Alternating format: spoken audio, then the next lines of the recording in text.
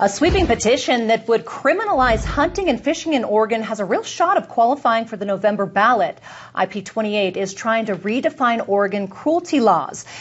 The group is called the People for the Elimination of Animal Cruelty Exemptions, or PEACE Act. The initiative criminalizes injuring or killing animals, including farming, ranching, hunting, fishing, and even pest control, among other categories. Now, the only exceptions are some veterinary practices and self-defense. This year, the Yes on IP28 campaign is approaching the legally required 117,000 valid signatures of Oregon voters to put it on the ballot. Right now, about 30% of our agricultural sales in Oregon come specifically from the sale of animals or their products. It's called the PEACE Act, and it would outlaw hunting and fishing in Oregon, impacting roughly 300,000 registered Oregon hunters and 500,000 anglers. In 2019, more than $1.2 billion was spent on hunting and fishing in Oregon. Not even talking about the sporting stores where you go buy the ammo and the clothes and all that stuff. Supporting over 11,000 jobs. State Senator Anthony Broadman says buying locally raised food at local farmers markets would be outlawed under IP28, while restaurant and grocery prices would increase substantially due to the need to ship meat and dairy products in from out of state. This is essentially an end to farming and ranching in Oregon. This IP28 is not a tweak. It is a rewrite. They already know that the fight is much longer than just this year. They are looking at this initiative as a battle of attrition. They just want to gain ground. That's also something they talk about on their website. This isn't a beat it and move on kind of situation. They're just going to keep coming back again and again and again. As a lifelong resident of Washington State, run businesses here, went to school here, raised children here, I've kind of realized one thing that's a certain. At least I don't live in Oregon. And why is that? Oregon is just 20,000 signatures away from a ballot measure that would ban hunting, fishing, trapping, basically agricultural in general, the whole thing. They've gone absolutely nutty. Today we're reading from Survival World. Survival World, interesting articles on, not articles on me, but if you go to the survivalworld.com website and type in Sean Reynolds, you see a couple of articles. Chicago alderman wants to charge Walgreens after stores close over rampant theft. The alderman in Chicago said, hey, this is corporate abandonment, and wanted Walgreens, prosecuted instead of going after the criminals robbing the store blind. Then they did another story on Portland asking neighboring counties for $10 million. Mayor of Portland, so they've covered a couple of my stories. This was a great article that they've got one here on what's going on in Oregon. So we're going to read from Gary Wood of Survivor World. Oregon is edging toward a ballot fight that could turn into one of the loudest rural versus urban clashes the state has seen in years, because the proposal on the table doesn't tweak a season here or a tag limit there. It takes a hammer to the whole structure. It basically says we're going to eliminate anything having to do with animal cruelty. I'm not into animal cruelty either. I love animals. I think they're tasty, right? Kill them and grill them. Uncle Ted. That's what we're doing. There's a huge difference between being cruel to animals and animals serving us as food. When you walk into the grocery store, I think most people want to have that automatic detachment from, the steak I'm picking up in this, plastic wrapped, saran wrapped plastic container. I don't want to recognize that this cow was basically killed. It had to die to give me this food. Most people don't want the chicken. I love picking out chicken thighs, chicken drumsticks. Those are my two favorite. Breasts, not as much because lower in fat, don't taste as good. But, I think people just have this warped mentality that their food just comes from like a food plant, right? They just whip it out, 3D print it, and away we go. Whereas hunting and fishing are probably some of the cleanest food sources out. They are the cleanest food sources out there that you could have. And what's nutty is that Oregon has some amazing hunting, some amazing fishing, some amazing commercial fishing. And they've got this ballot measure, Petition 28. It would dramatically change how animals are treated under state law. Supporters say they're about protection from cruelty, and opponents say would rip the heart out of the entire way of life. 100% agreed. 100% agreed. You know who protects animals the most? Hunters, conservation. And I am by no means a big hunter or a big fisher dude, right? I go fishing more than I go hunting. I went hunting a lot with my father-in-law, my wife's dad, down in Warrenton, Oregon. That's where he lived. And then he died at age 60 or 61 from just a super quick cancer, bile duct cancer. It was awful. I did a bunch of duck hunting, killed a lot of ducks, killed a handful of geese, went elk hunting. I got an elk permit to go hunt in El Waco, which is just across the Columbia River from Oregon. And so we went there. He basically acted as a guide, and I had the tag. Never a look down kind of a valley. And, there's one, I think. And we chased it down and nothing happened. But I had a great time hunting. Love duck hunting. Love duck hunting. I mean, that's just so much fun, especially if you're with somebody that's good. You know what I mean? Because I am not, obviously. That's just not my thing. Fishing, I love just random fishing. Look what I got, Numbers are what make this feel real instead of theoretical. Organizers must submit 117,000 valid signatures by July 2nd to qualify from the November ballot. And they're already hovering around the high 90,000s. So this is like 20,000 signatures away from being on a ballot. Now, you might say, well, you got a bunch of nut jobs. You got a bunch of tree huggers in Oregon. Yeah, you do. But do you have enough statewide to make this ballot go? Probably not. But what this means to me is that if it doesn't happen now, like this is set up, because this is going, this is kind of getting there, you're going to have something down the road along these lines. And it's one more step towards the whole go woke, go broke mentality. Because the way things are set up now, it's not like people are just running around abusing dogs and cats, right? This is great. This is legal under the law. Let's just beat up on a puppy. No, that's not what's going on. This petition here, initiative petition here, basically just upends the entire way of outdoor life in Oregon. It's insanity. And Washington as well. I spent a lot of time in Eastern Oregon in Sun River, and the fishing there was just, oh my word, it was nuts.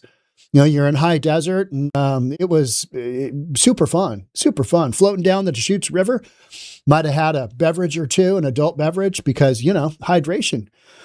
Whether it passes is another question, but the fact is it could appear on a statewide ballot is all the part that's setting nerves on edge. 100% agree. And that to me is, all right, this petition likely won't go anywhere. It won't get enacted. But just the fact that it's getting this far is frightening, because this means you got a whole bunch of people gunning for this idea of a way of life that is just, you know what I mean? What do these people think when they walk into a grocery store and get their food? What are they going to ban, like lettuce? Are they going to ban spinach? Are they going to ban tomatoes? Those are all living organisms as well. But oh no, because they don't have fluffy ears and whiskers and, whatever. Oh, we can't kill them. What would Initiative Petition 28 would actually do?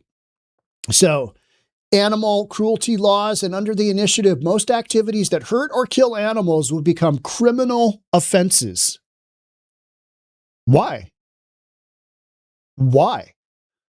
Because we're putting animals above human beings. Oh, okay. It's pure insanity. It's another way to destroy West Coast, best coast. That's what it is. Oh, let's destroy it. Let's take the natural beauty that Oregon has. Let's take the natural beauty that California has and just desecrate it. Because if you ban fishing and hunting, you know what happens with those animals? Oh, the whole ecosystem just goes bonkers. Just goes absolutely bonkers.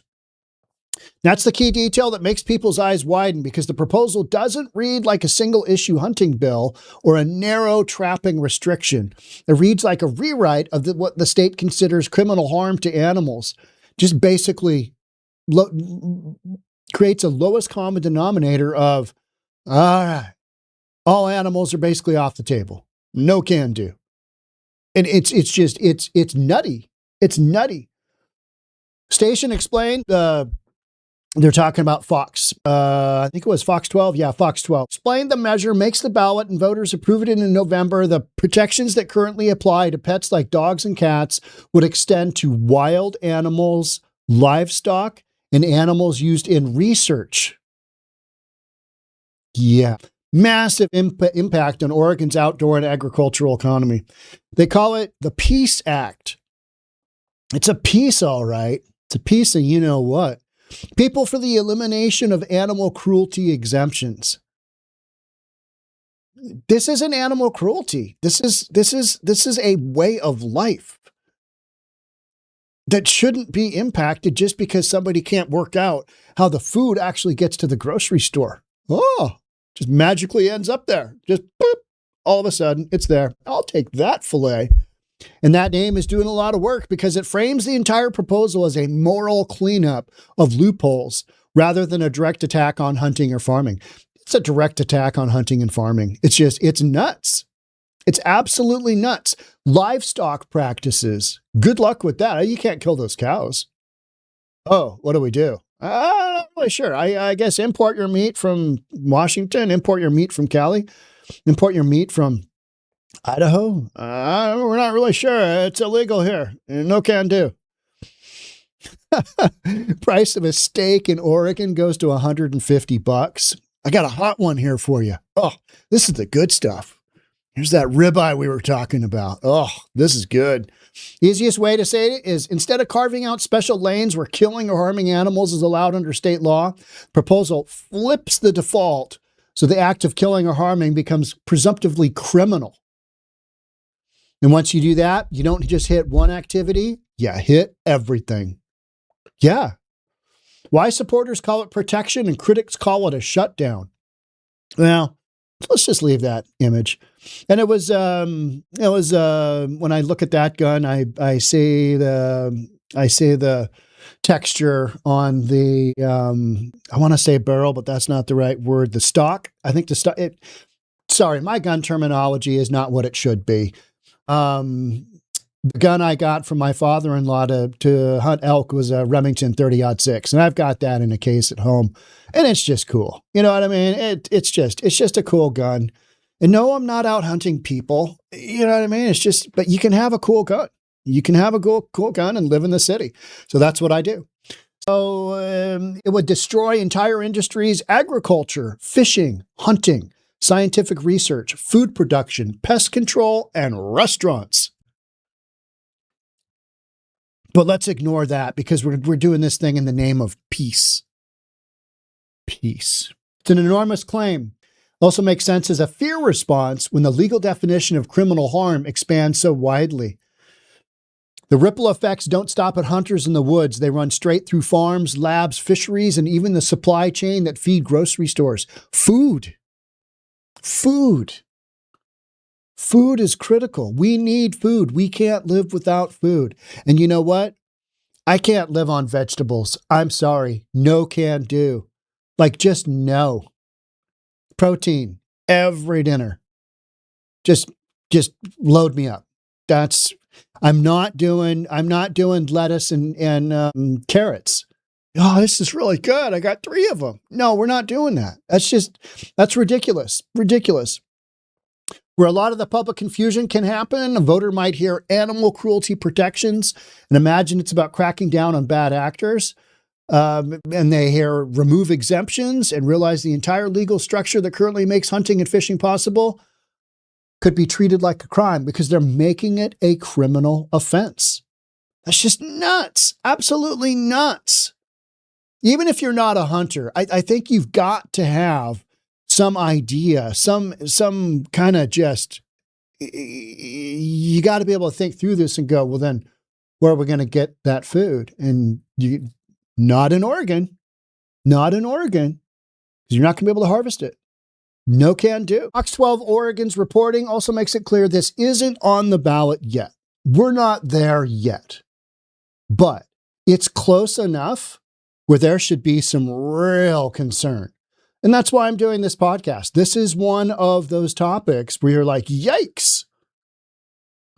That is like on the table for Oregon. And I know these ballot measures like this have been thrown out there by the far left, by the left, by Democrats who seem to hate anything that, is natural and normal. They hate that, but, they love men that want to pretend that they're women and that men can have babies and, just a plethora of stuff that doesn't make any sense. But, killing a cow for meat is somehow bad and terrible. It's like, what are we doing? Petition still has to clear the signature hurdle, and those signatures have to be valid, which is a real gatekeeper and not just a formality. But it's close enough now that the debate is already forming into camps. Advocates framing it as an overdue protection. Oh, that's just terrible. And opponents framing it as a cultural and economic wrecking ball. Could you imagine this actually going through in Oregon? I can't. Oregon's like Washington. You got all the ridiculous people west of the mountains. They're in the big cities. You got Everett, you got Bellingham, you got Seattle, you got Tacoma. In Oregon, you got like Portland and Eugene, and God, is there much more? No, there really isn't. So you've got everything on the West Coast, east of the mountains in both Oregon, and this is true also for California, Central California, and eastern portions of California, same drill. You get away from the coast, you get away from the water, and it's hunting land. I mean, it's cowboy hats, big trucks, Trump signs. If I'm going to stereotype it, I'm going to go down that direction. It's high desert. A lot of agriculture, tons of farming. Washington State has an amazing apple economy. Apples, not the computer ones. We're not talking about that. Talking about apples. And if you push this thing through, I mean, yeah, let's keep going. If this qualifies, it won't just be a vote on hunting. It will be a vote on what Oregon thinks cruelty means in law and whether the state is willing to criminalize a huge range of practices that today are normal, regulated, and widely embedded in rural life. They want to eliminate that type of lifestyle because it is threatening to them. They want to have everybody in a 15-minute city. They want to have all these people that don't have cars. They want to take away your guns. And I'm not just spitting out rhetoric because I live in a big city. I live in Bellevue, Washington. That's as metrosexual as it gets, right? It's just what we're doing. So if I can recognize this, you're like, ooh, this is a threat. This is a threat. Once a question like that gets asked on a ballot, the shockwave rarely stays inside one state. Boom. There it is. Washington for sure. Washington with our socialist mayor is we are trying to take over Oregon. We're trying to take over California for go woke, go broke. And it is mind-numbing. Some of the things we're seeing in Seattle. Portland's on a struggle bus. Seattle's on a struggle bus as well. However, Seattle is making up massive, massive ground from the standpoint of just going down these crazy train roads. We've got, 22 cameras installed in the in the Lumen Field area and in the Seattle, where you've got, you got your football field and you got your baseball field. And we're not going to turn these cameras on because of an invasion of privacy. We're going to wait until a critical threat happens before they turn the cameras on. And it's the only city that's going to host the World Cup where that's going to be a situation. So it's like, what are we doing? It's a race to the bottom. Here's that article from Fox 12, Oregon. Animal rights group pushes Oregon ballot measure that would ban hunting and fishing in the state. So if you want to check that out, that is kind of your mainstream media that Survival World is taking the article from, because Fox 12 covered it. Now I'm covering it because it's one of those things where this should be getting way more exposure than it is. And yet, because I think a lot of folks think that'll never happen until it does. Kind of like a, income tax in Washington state. Oh, that'll never happen. Well, yeah, we've got one. Will it get overturned? Yeah, it will. Will this get a ballot initiative? Will this have enough votes to make it go? Yeah. Will it get voted in? Probably not. But the implications is that's a wedge that's being driven in there.